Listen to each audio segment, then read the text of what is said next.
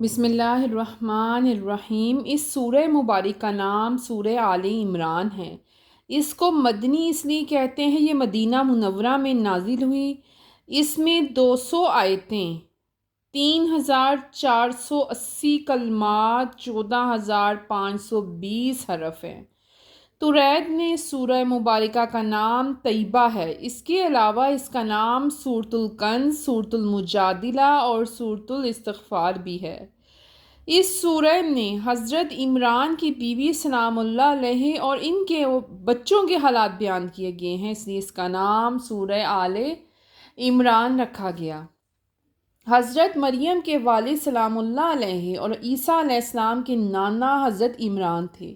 اس سورہ کی سورہ بقرہ سے چند طرح کی مناسبت ہے۔ سورہ بقرہ میں بنی اسرائیل کو خطاب تھا، اس سورہ میں عیسائیوں کو خطاب ہے۔ سورہ بقرہ میں حضرت آدم علیہ السلام کا واقعہ ہے اور اس سورہ میں حضرت عیسیٰ علیہ السلام کا واقعہ ہے۔ عیسائیوں نے حضرت عیسیٰ علیہ السلام کو صرف اس لیے خدا کا بیٹا مانا کہ وہ بغیر باپ کے پیدا ہوئے۔ اللہ تعالیٰ عز و جل نے حضرت آدم علیہ السلام کا واقعہ پہلے اس لیے بیان کیا، وہ بغیر ماں باپ کے تھے، ان کی پیدائش عجیب تر ہے۔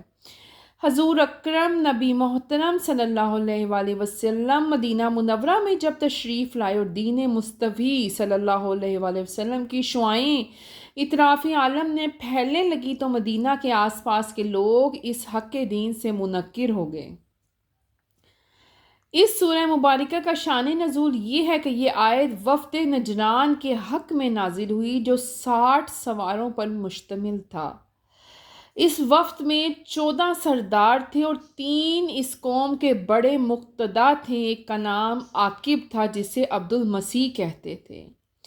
یہ شخص امیر قوم تھا اور نجرانی عیسائی بغیر اس کی رائے کے کوئی کام نہیں کرتے تھے۔ اور دوسرا سردار ایہم تھا، یہ اپنی قوم کا متعمد اعظم تھا اور مالیات کا افسر اعلیٰ خوردنوش اور رستوں کے تمام انتظامات اسی کے حکم کے ماتحت تھے۔ تیسرا ابو حارثہ ابن علقمہ تھا، یہ نجران کی نصارہ کے تمام علماء اور پادریوں کے پیشوائے اعظم تھا۔ سلاطین روم نے اس کے دینی عظمت تسلیم کرتے تھے اور اس کا اکرام و ادب ملحوظ رکھتے تھے۔ یہ لوگ نہایت تذکر و احتشام سے قیمتی پوشاکوں میں زرق برق حضور سید الیوم نشور صلی اللہ علیہ وآلہ وسلم کے حضور بغرض مناظرہ آئے۔ جب یہ لوگ مسجد میں داخل ہوئے، حضور صلی اللہ علیہ وآلہ وسلم نماز عصر ادا کر رہے تھے۔ ان لوگوں کی نماز کا وقت بھی آ چکا تھا۔ انہوں نے بھی مسجد نبوی میں جانب مشرق متوجہ ہو کر اپنی نماز شروع کر دی۔ جب یہ فارغ ہو گئے تو حضور صلی اللہ علیہ وآلہ وسلم سے گفتگو شروع کی۔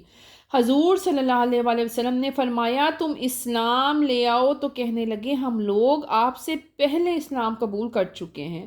حضور صلی اللہ علیہ وسلم نے فرمایا، یہ غلط ہے، تمہارا دعویٰ جھوٹا ہے، تمہیں اسلام سے تمہارا عقیدہ روکتا ہے، تمہارے اعتقاد میں اللہ کی اولاد ہے، تم صلیب کی پوجا ضروری سمجھتے ہو، تم خنزیر کو حلال جانتے اور کھاتے ہو۔ انہوں نے جواب دیا، اگر عیسیٰ علیہ السلام خدا کے بیٹے نہ ہو تو بتائیں کہ عیسیٰ کا باپ کون ہے۔ اس پر وفد کے تمام افراد نے بولنا شروع کر دیا۔ حضور صلی اللہ علیہ وسلم نے جواب میں فرمایا، کیا تم نہیں جانتے کہ بیٹا باپ سے ضرور مشابہ ہوتا ہے؟ اس کا انہوں نے اقرار کیا۔ پھر فرمایا کہ تم نہیں جانتے کہ ہمارا رب حی لا یموت ہے، اس کے لیے موت محال ہے اور عیسیٰ علیہ السلام پر موت آنے والی ہے، یعنی انی متوفی کا میں اسی خبر ہے کہ اس کا بھی انہوں نے اقرار کیا۔ پھر فرمایا، تم نہیں جانتے ہمارا رب بندوں کا کارساز ہے اور سب کا محافظ حقیقی اور رازق متعلق ہے۔ انہوں نے کہا، ہاں یہ بھی صحیح ہے۔ تو حضور صلی اللہ علیہ وسلم نے فرمایا، کیا عیسیٰ علیہ السلام بھی ایسے ہی ہیں؟ سب بولے نہیں۔ فرمایا کہ تم نہیں جانتے کہ اللہ تعالیٰ پر زمین و آسمان کی کوئی شے پوشیدہ نہیں؟ انہوں نے اقرار کیا۔